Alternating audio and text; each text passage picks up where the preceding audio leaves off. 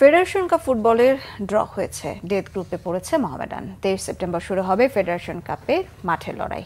মানিক মাহমুদের রিপোর্ট।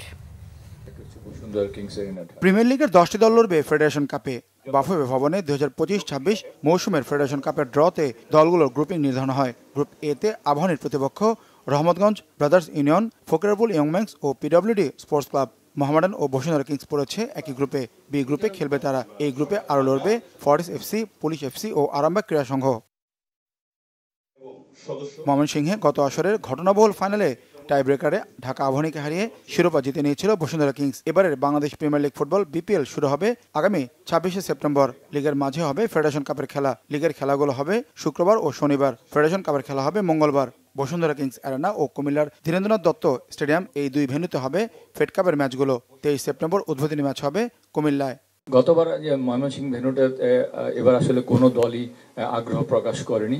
তো আসলে আমরা তো ভেন্যু কারোর উপর চাপিয়ে দিতে পারি না। দলগুলো আগ্রহী ভেন্যুগুলো আমরা দিয়ে থাকি। দলগুলো যে সমস্ত ভেন্যুতে আগ্রহ প্রকাশ করে থাকে, তো দলগুলোর আগ্রহটা এখানে আসলে মুখ্য ব্যাপার ছিল। তাদের আগ্রহী কিন্তু ভেন্যুগুলো নির্ধারিত হয়েছে।